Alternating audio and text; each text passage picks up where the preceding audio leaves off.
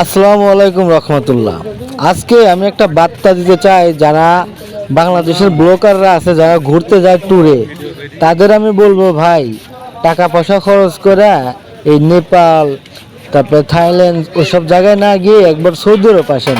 Saudi আরবের একটু পাহাড়ের ভিউটা দেখেন, মক্কা মদিনা ঘুরে যান, উমরাটা করে যান, তারপরে আপনার টাকা ওসুর হয়ে যাবে।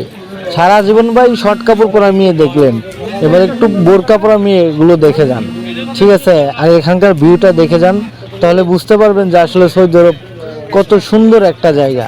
অনেকেই তো দেখেন যে মরুভূমি মরুভূমি, কিন্তু দেশটা তো ভাই অনেক বড়, মরুভূমি থাকবেই।